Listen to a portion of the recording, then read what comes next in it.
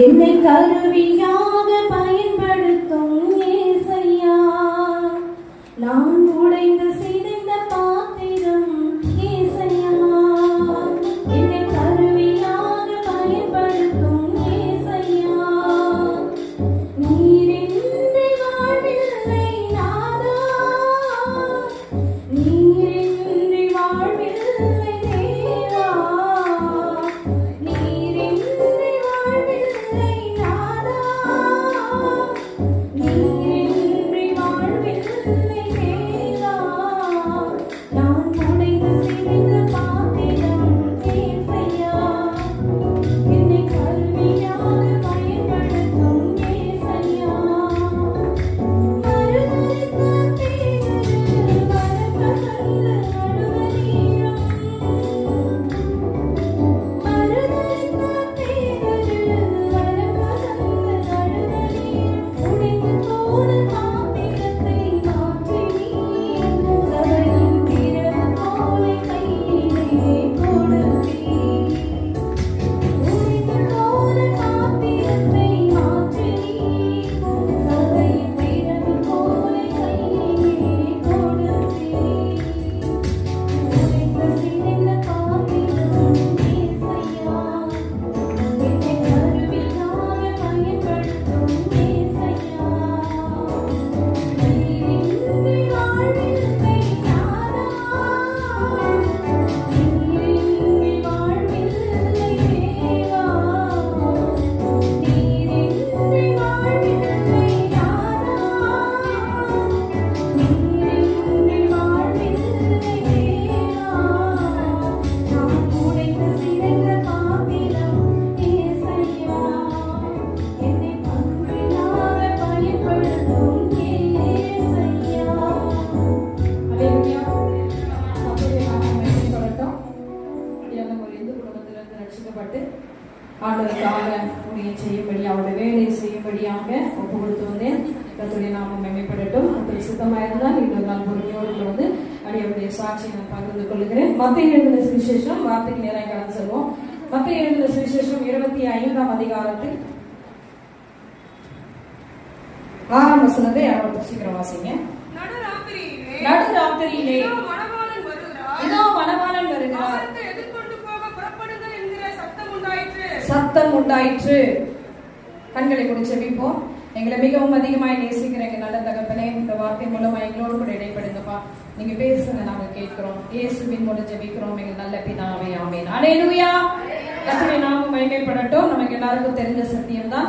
வேதாகமத்திலே நாம் பார்க்கிறோம். இந்த 10 கன்னிகைகளை குறித்து நாம் பார்க்கும் பொழுது 5 பேர் எப்படி இருந்தாங்க? புத்தி உள்ளவர்களாய் இருந்தார்கள். வேறு 5 பேர் புத்தி இல்லாதவர்களாய் இருந்தார்கள். இன்னைக்கு சபையிலே வருகிற 2 கூட்டமான ஜனங்கள் இன்னைக்கு இருக்கிறாங்க. சிலர் எப்படி இருப்பாங்க என்றால், இயேசுவை மட்டும் நாங்கள் அறிந்து கொள்வோம், அதுக்கப்புறம் அந்நிய பாஷை வேண்டாம், பரிசுத்தாவி வேண்டாம், ஊழியங்கள்லாம் வேண்டாம், வாரத்திலே நாங்கள் சரியாக ஆலயத்துக்கு வருவோம், காணிக்கைகளை போடுவோம், ஆண்டவர் எங்களுக்கு தெரியும் அப்படின்னு சொல்லி ஒரு கூட்டத்தார் ஓடிக்கொண்டே இருப்பார்கள். ஒரு சிலர் என்ன பண்ணுவாங்க? ஆண்டவர் செய்த நன்மைகளுக்காக அவருக்காய் வைராக்கியமாய் நின்று பரிசுத்தாவியின் வரங்களை பெற்றுக்கொண்டு அவருக்காய் கிரியை செய்து ஆத்தும ஆதாயம் செய்து கொண்டிருப்பார். 2 விதமான கூட்டத்தார் தான் இன்னைக்கு இருக்கிறார். வேதாமத்துல பார்க்கும் பொழுது ஆண்டவர் எப்பவுமே 2 காரியங்களாய் பிரித்து வைத்திருப்பார். நீதிமான், துன்மார்க்கன். இப்போ புத்தியுள்ள கன்னிகைகள், புத்தி இல்லாத கன்னிகைகள் சொல்லி இந்த 10 பேருமே எங்க போறாங்க என்றால், மணவாளனுடைய வருகைக்கு ஆயத்தமாய் அவர்களை சந்திக்கும்படி அவர்கள் கடந்து போகிறார்கள். அல்லேலூயா. எல்லாருமே தான் சர்ச்சுக்கு வரும். ஒவ்வொரு கிறிஸ்தவனுடைய காரியம் என்ன? அழைக்கப்பட்டபடினாலே ஆண்டவர் எங்களை கர்த்தரை தெரிந்து கொண்டார், அதனால் நாங்கள் ஓய்வு நாளை அனுசரிக்கிறோம் அப்படி என்பதற்காக அல்ல. பாரம்பரியமாக ஞாயிற்றுக்கிழமை அது ஆண்டவருக்கு கொடுக்க வேண்டிய நாட்கள் அப்படின்னு சொல்றதுக்காக அல்ல. ஒவ்வொரு ஓய்வு நாளையும் கர்த்தருடைய மனமகிழ்ச்சி நாளாக இல்லை. 6 நாளளவும் ஆண்டவர் எனக்கு பலன் கொடுத்திருக்கிறார். இந்த 7ஆம் நாளிலே நான் போய் அவரை சந்தித்தவர் நாமத்தை மகிமைப்படுத்தி அடுத்த 6 நாளைக்கும் அவருடைய தீர்மானங்களை செய்யும்படியாக அவர்கள் ஒரு கூட்டத்தார் இருக்கிறார்கள். அல்லேலூயா. ஓய்வு நாளில் என்ன பண்ணுவாங்க? நிறைய பேர் வரமாட்டாங்க, பயந்துட்டு வராம இருப்பாங்க. சிலர் என்ன பண்ணுவாங்க? போயிடலாம், என்ன நம்ம வீட்டு பக்கத்துல இருக்கவங்க என்ன கேட்பாங்க? என்ன சர்ச்சுக்கு போலியான்னு கேட்பாங்க. அதனாலே நிறைய பேர் வந்துருவாங்க. சிலர் போன அடுத்த வாரம் போனா ஊழியக்காரர் கேட்டு நம்மளை தொல்லை பண்றாரு, அதனால நம்ம என்ன பண்ணலாம், போயிடலாம் அப்படின்னு வருவாங்க. ஆனா ஒரு ஆத்மா இருக்கும். அது எப்படி என்றால், கர்த்தருடைய சமூகத்திலே காப்பிருந்து அவர் தீர்மானங்களை நிறைவேற்றி அவரை மட்டுமே நேசித்து எப்பொழுது அவரை காண்பேன் என்று சொல்லி ஆவலோடு வருகிற கூட்டத்தில் இருக்கிறவங்க தான் இந்த புத்தியுள்ள கன்னிகைகள். அல்லேலூயா.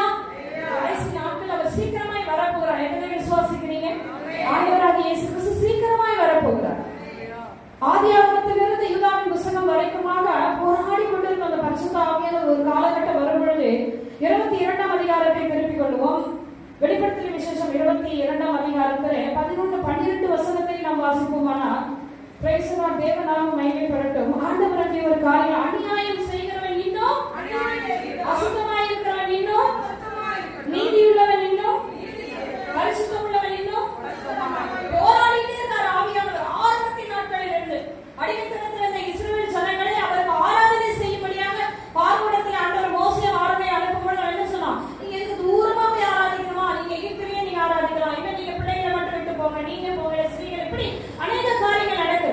ஆனால் ஆண்டவர் சொன்னார், குறித்த மலையிலே என் நாமத்தை மகிமைப்படுத்தும்படி என் ஜனங்களை அனுப்பிவிடு. ஓய்வு நாளை கனப்படுத்துகிறது முக்கியமானது. அப்போ இங்க யூதாவின் புஸ்தகம் வரைக்கும் அவங்க கூட போராடி கொண்டிருந்த பரிசுத்தாவின் ஒரு காலகட்டம் வரும்போது, நீ அநியாயம் தான் செஞ்சுட்டே இருப்பியா, அப்படி என்னதான் செய்ய, விருப்பத்தையே விட்டுட்ட, நீ அநியாயம் செய்யணும், இன்னும் அநியாயம் செய்யட்டும். ஏன்னா இன்னைக்கு அநேக கிறிஸ்தவர்கள் எப்படி இருக்கிறாங்க, மனம் திரும்பாதபடி இருக்கிறார்கள், மாம்ச கிரியைகளோடு கூட இருக்கிறார்கள்.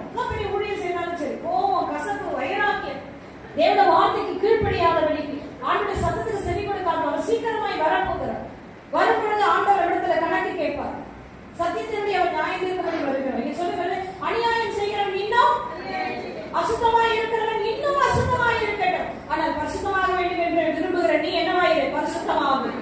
ஜெபத்தில் உறுதியா தரித்து இந்த பரிசுத்தமாக இன்னும் பரிசுத்தமாகட்டும் என்ற வார்த்தைகளுக்கு தான் இன்னைக்கு புத்தியுள்ள கன்னிகைகள் இருந்தால் ஆண்டவர் அவங்களை சந்தித்தது. நான் நிறைய பேர் என்ன சொல்லுவாங்கன்னா, இன்னைக்கு ஆண்டவர் எனக்கு செய்தாரா, கத்தருக்கு எனக்கு என்ன பெரிய காரியங்கள் செய்தாரு, நிறைய பேர் சாட்சி சொல்ல வர மாட்டாங்க. அநேக நன்மைகளை கத்த செய்திருப்பாருன்னா நம்ம சொன்னா பெரிய காரியங்களை தான் சாட்சியா சொல்லுவேன், இல்லைன்னா நான் கைக்கு பிடிக்கவே மாட்டேன் உட்கார்ந்துருப்பாங்க.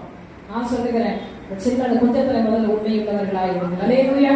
குற்றத்துல உண்மையுள்ளவனை அநேகத்தின் மேலே அதிகாரியாக வைப்பேன்னு சொன்னார். நிறைய நம்ம விசுவாசிகள் செய்கிற நம்ம செய்கிற ஒரே தப்பு, ஆண்டவர் செஞ்சீங்க நம்ம உயிரோடு நடமாடுகிறோம் என்றாலே அவருடைய கிருபையும் அவருடைய இரக்கமும் அவருடைய தயவும் மட்டும்தான். அல்லேலூயா. அப்ப ஆண்டவர் ஆவியாக சொல்லுகிறார், அநியாயம் செய்கிற நீ இன்னும் அநியாயம் செய். கர்த்தராலே ரட்சிக்கப்பட்ட பிள்ளைகள் இன்னும் வந்து இருப்பாங்க, சினிமா பார்த்துட்டு, நாடகம் பார்த்துக்கிட்டு, வீடுகளிலே தேவ பிரசன்னம் இல்லாதபடி, வேத வாசிக்காதபடி, குடும்பத்திலே போராட்டத்தினுடைய கலகுங்காதிகள், இப்படி அநேக மாம்சத்திரைகள் இன்னும் அவர்கள் இருப்பார்கள். ஆனால் ஆண்டவருடைய வருகை மிக சமீபமாய் இருக்கிறது. வேதவசனம் சொல்லுகிறது, மாம்சத்திரைகளில் இருக்கிறவர்கள் ஒரு மனுஷன் ஜலத்தினாலும் ஆவினாலும் பிறவிட்டால் தேவனுடைய ராஜ்யத்திலே அவன் பிரவேசிக்க முடியாது. ஜலத்திலே நம்ம எல்லாரும் பிறந்திருக்கிறோம், ஞானஸ்நானம் பெற்று ஜலத்திலே பிறந்திருக்கோம், ஆனால் ஆவியில பிறந்திருக்கிறோமா? இன்னைக்கு அதனாலதான் அநேகர் என்ன பண்றாங்க, நீ இயேசுவை ஏற்றுக்கொண்டாய், நீ முதல்ல ஒழுங்கா இரு, நீ வீடுகளுக்குள்ள ஒரு சாட்சி இல்லை, வெளியிலும் சாட்சி இல்லை, அப்ப தேவ நாமத்தை ஏற்றுக்கொள்ள அநேகர் வர பயப்படுறாங்க. நீ எப்படி இருக்கிற, நன்றி வருவேன். எனக்கு தெரிஞ்ச ஒரு தாயாருடைய சபையில் அப்படிதான், நல்ல ஆவியை இறங்குவாங்க, எப்பொழுதும் ஆண்டவர் குறித்த சாட்சி சொல்லிட்டே இருப்பாங்க. ஒரு நாள் அவங்க வீடு சந்திப்பு போகும்பொழுது அவங்க பையன் அவனை கூப்பிட்டார், தம்பி ஆலயத்துக்கு வாப்பா, அம்மா அப்படி கரெக்டா வரணும், முதல்ல எங்க அம்மா வாயன்னு சொல்லுங்க. ஆனா அந்த அம்மாவுக்கு என்ன சொன்னாங்க, பையன் டிவி போட்டுட்டே இருந்தாமா, வேற ரூம்ல வழியே இல்லை, ஒரே ரூம் தான் இருந்தாலும் நானும் அந்த டிவியை பார்த்துட்டு தான் இருக்கேன். அப்ப அந்த தம்பி கேட்ட, சபைக்கு வாப்பா அப்படின்னு சொல்ல பொழுது அவன் என்ன சொல்றானா, முதல்ல எங்க அம்மாவுக்கு திரும்ப சொல்லுங்க, இன்னும் அசிங்கமா தான் பேசிட்டு இருக்கிறாங்க, இன்னும் அப்படியே தான் கோபமா இருக்காங்க, அப்பா அவளோட சண்டை போட்டே இருக்காங்க. அப்புறம் நான் எப்படிங்க வர பார்த்தீங்கன்னா ஒரு சாட்சி இல்லை, சத்தியத்தை அறிந்த பிள்ளைகள் சாட்சி இல்லை, வேத வசனங்களே படிக்க ஜீவிக்க அவர் சீக்கிரமாய் வரப்போகிறார். ஏன்னா 12ஆம் வசனம் சொல்லுது, இதோ சீக்கிரமாய் வருகிறேன், அவனவனுடைய கிரியைகளின் படிக்கு நான் அவனுக்கு அளிக்கும் பலன் இருக்கேன். கூடவே வருகிறேன் சொல்ல, கிரியைகளுக்கு ஏற்ற பலனை கொடுக்க போகிறேன். நீ எவைகளை விதைக்கிறாயோ அதற்கேற்ற அறுவடை செய்வான்.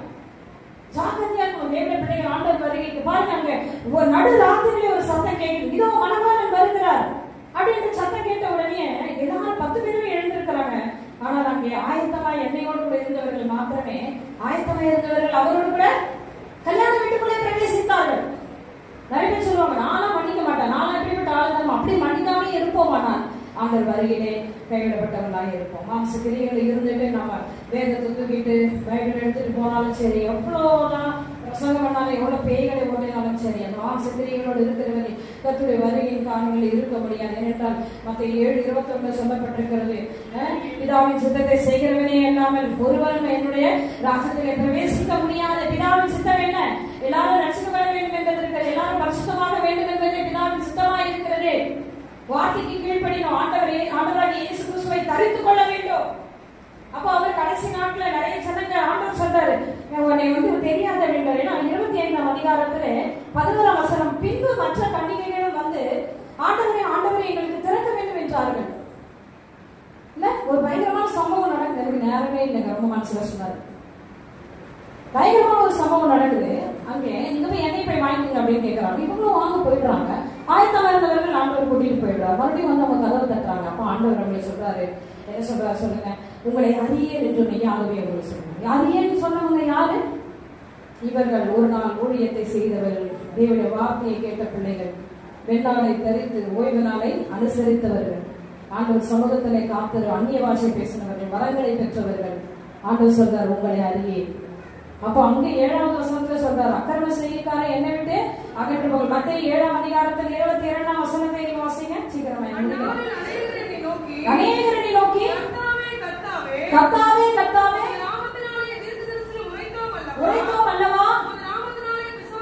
யாருக்கு இவங்க யாருக்கு ஞாபகப்படுத்துறாங்க? வரங்களை கொடுத்தவருக்கு இவங்க ஞாபகப்படுத்துறாங்க. எனக்கு தெரியலையா தெரியலையா அப்படின்னு.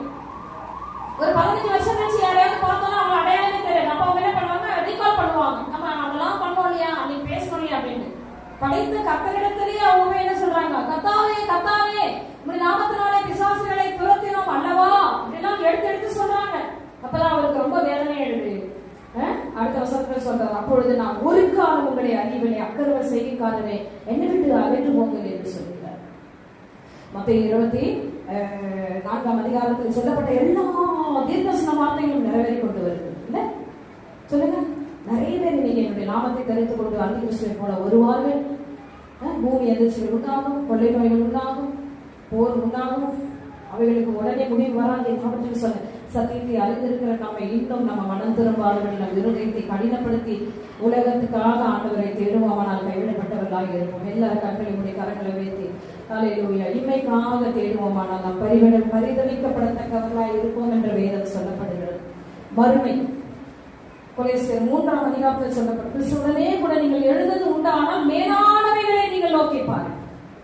மேலானவை இன்னைக்கு நம்ம எல்லாருடைய ஓட்டத்துக்கு ஒரே முடிவு பரலோகத்துக்கு போகணும், ஆண்டவரை பார்க்கணும். அதுதான் முக்கியமான காரணம். பூமியில வீடு வாசல் வேணும், நல்ல வேலை வேணும், நல்ல திருமணம் வேணும், குழந்தை வேணும், குட்டி வேணும், அப்படி இல்லைங்க. இதை காட்டிலும் பரலோக ராஜ்யத்துக்கு ஒரு நாள் மரணம் என்று சம்பவிக்கும் பொழுது, மரணம் நம்மை சந்திக்கும் பொழுது, அந்த நாட்களில் நம்முடைய ஆத்துமா பரலோகத்துக்கு போக வேண்டும். எல்லாரும் கரங்களை வைத்து செவிப்போம். அந்த 10 கன்னிகள் 5 கன்னிகள் ஆயத்தமாய் இருந்தார்கள். தயவாய் சொல்லுகிறேன் பிரியமானவர்களே, பரிசுத்தாவை பெற்றிருப்பீர்களானால், ஆண்டுடைய அழைப்பை பெற்றிருப்பீர்களானால், ஆண்டுடைய வார்த்தைக்கு செவி கொடுங்க, விட்டு கொடுங்க, மன்னிங்க. மற்றவங்களை மன்னிக்காம நம்ம மாம்சக்கிரிகளை இருக்கும் பொழுது பரலோக ராஜ்யத்தை இழந்து போவோம்.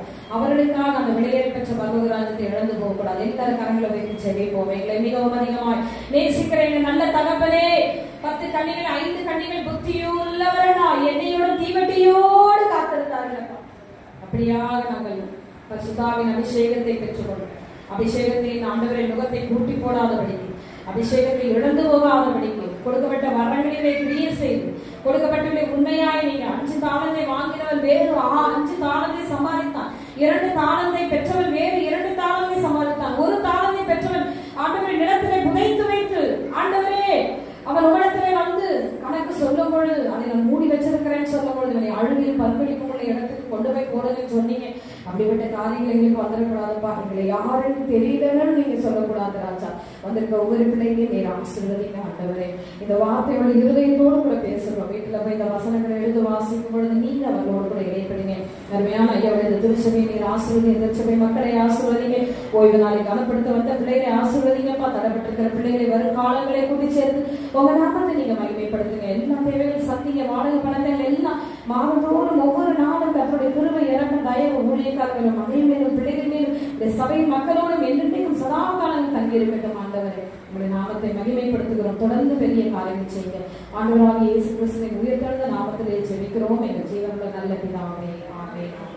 கர்த்தர் உங்களோடு பேசினார். விசுவாசிங்க.